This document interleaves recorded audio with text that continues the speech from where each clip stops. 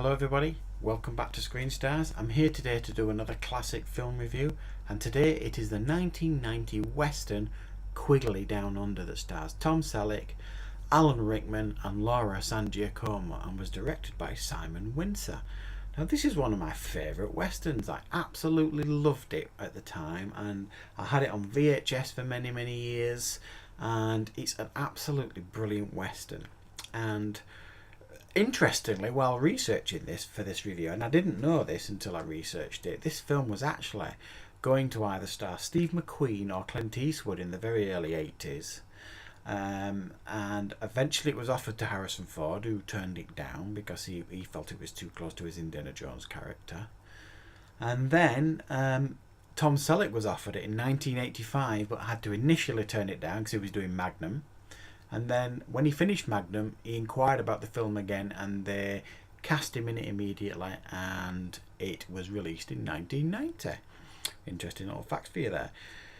And this movie basically is about an American cowboy, Matthew Quigley, played by Tom Selleck, who is a specialist in rifle shooting, long distance rifle shooting, and he's a marksman basically, sharpshooter. And he's hired by Alan Rickman, who is a rancher in Australia, who puts an ad up looking for the best sharpshooter in the world, long distance rifle shooter. And Matthew Quigley answers the ad by simply sending it back with his name, Matthew Quigley, and I think it's something like 900 yards written on it, which would have been a world record. So that's on the strength of that reply to that ad. Alan Rickman brings him out to Australia, takes him all the way to his ranch, and then basically as soon as he turns up, Alan Rickman's like, right, prove to me that you're as good as you say you are.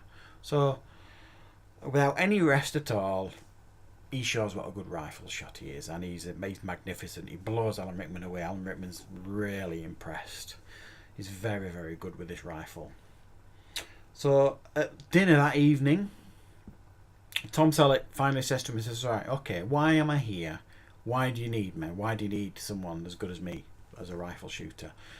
And he basically, scummy Alan Rickman says, well, I want you to kill the native, the Aborigines. They're basically scum and I don't like them, and they're ruining my ranch and reputation. Tom Selleck takes offence to that, kicks off, beats a few people up, and then he gets overpowered and left for dead.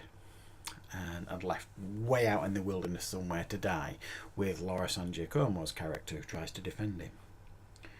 He doesn't like that very much, Tom Selleck, so when he's nursed back to health, he goes on a rampage then basically to take out Alan Rickman and all his cronies. And that's what the rest of the film focuses on basically, him taking them out in more creative ways, generally using his rifle from long distance, impressively so, with Alan Rickman getting more and more frustrated as the film goes on. And that's the story that we get here. I'm not going to say any more. You need to watch the film if you've never seen it. Needless to say, this is a really fantastic movie. A real surprise if you've never seen Quigley Down Under. It's a really top-notch western. Tom Selleck oozes charisma. He was absolutely made for this role. He's brilliant in it. And Alan Rickman was on a roll at this point. He'd just done Die Hard, he'd just done Robin Hood, Prince of Thieves, and now he was doing this character as well. A scene-stealing villain. And he's absolutely fantastic in this movie. The chemistry between Tom Selleck and Laura San Giacomo is very good. She plays a pretty broken woman that basically he gets lumped with and has got to look after her and protect her.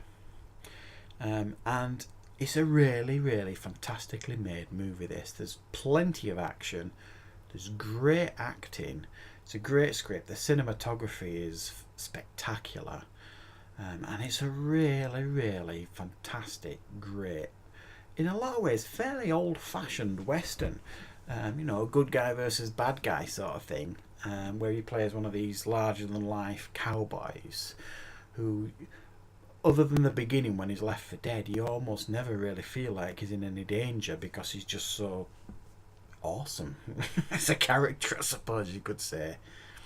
Really brilliant film.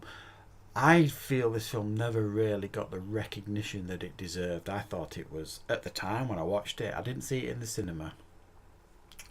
It was probably fairly overlooked at the cinema, I'm fairly sure of that. And no, when everyone talks about great westerns, I never hear this movie mentioned, and I think it really does deserve to be in there. I mean, the 1990s gave us some great westerns. We had Unforgiven, and just thinking about it, that's probably one of the main reasons this was overlooked. I think it came out the same year as Unforgiven. I might be wrong.